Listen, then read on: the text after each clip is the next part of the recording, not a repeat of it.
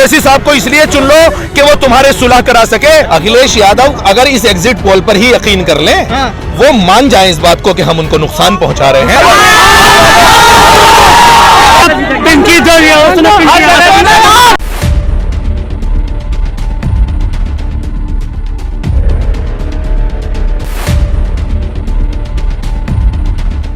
ओवैसी साहब पर इल्जाम लग रहा है वोट काटने का। हाँ तो लगाते रहिए, इसलिए कि अगर आप हमें वोट कटवा कहते हैं तो गठबंधन कर लीजिए हमसे, अलायंस कीजिए हमसे। यानी आप वोट कटने के डर से लोकदल से गठबंधन करेंगे जिसकी 2 सीटें हैं, आप वोट कटने के डर से ओपी राजभर से गठबंधन कर लेंगे और आप चीखेंगे चिल्लाएंगे कि हम वोट कटवाएं और गठबंधन नहीं करेंगे हमसे। आप मतलब क्या पैगाम दे रहे हैं? तो ये बात आपके तवज्जुह से उन तक पहुंचा रहा हूं कि आप आज अगर ये कह रहे हैं कि ओवैसी कोई फैक्टर नहीं है यूपी के अंदर, AIMIM कोई फैक्टर नहीं है यूपी के अंदर, तो इलेक्शन हारने के बाद ये ना कहिएगा कि ओवैसी साहब ने हरा दिया। समाजवादी पार्टी के लोग हैं, कह रहे ओवैसी साहब बोल के चले गए, वोट ही नहीं मिलेंगे। अखिलेश यादव रोज इनके दरमियान होते हैं, रोज इनके लिए कॉलेज बनाते हैं, यूनिवर्सिटियां पढ़ाते हैं। अखिलेश यादव इन्हीं के दरमियान होते हैं, वो रोज इन्हीं के दरमियान होते हैं। कहाँ थे अखिलेश यादव? भाई से मेरे भाई हैं ये, मुझे उम्मीद है कि समझेंगे, मुझे उम्मीद है कि ये मानेंगे, आज नहीं तो कल मानेंगे और ये कहेंगे कि तुम्हारा एक ही लीडर है। मैं इस भाई से कहना चाहता हूं कि बेटा मेरी बात सुनो, आप मेरी बात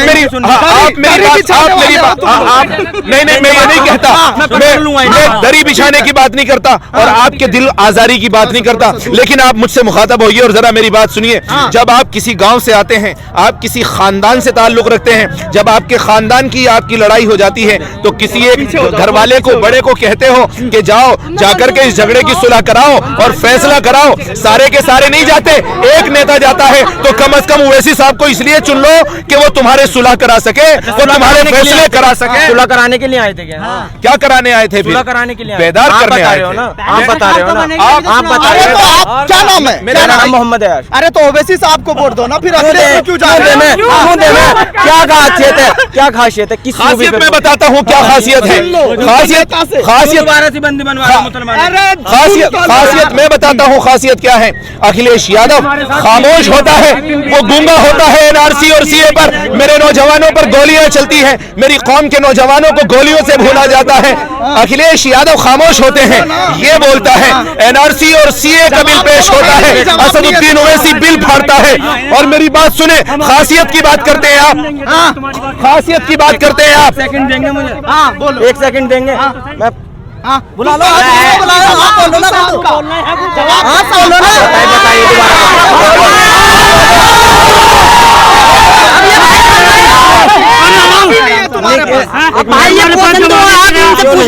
अंदर के लिए किसी और को बुला कर लाएंगे, पहले अंदर के लिए बुला कर लाओगे। अरे जवाब न बन गया, वालों से जवाब ही नहीं बनता। बुला के लेकर आएगा, बुला के लेकर आएगा, किसको लेकर आएगा? बुला के चलिए समझना चाह रहे, एक सेकंड एग्जिट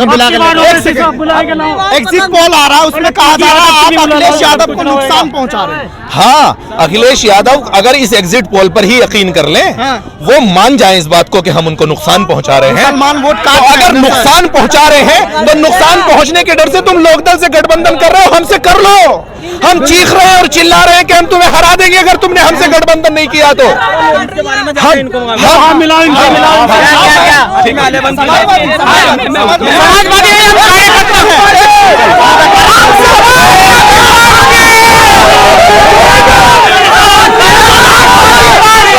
शायद भाई हालात से डर रहे हैं, सुन लीजिएगा उसके बाद जवाब देना। भाई हालात से डर रहे हैं और मैं ये कहता हूं कि वो मुसलमान नहीं हो सकता जो हालात से डरे।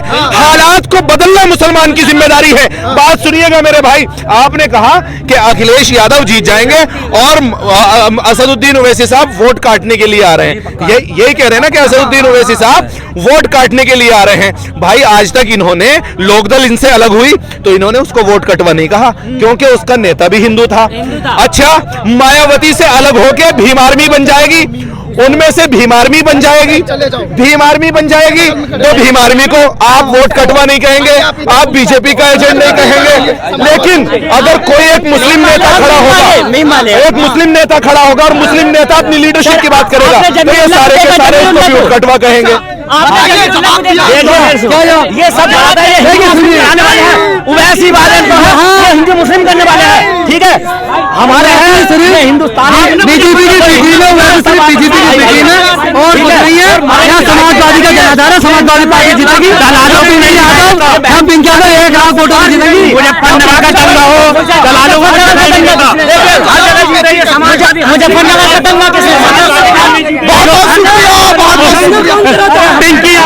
पिंकी जो है उसने चैनल को लाइक शेयर एंड सब्सक्राइब करें और बेल आइकन दबाना ना भूलें।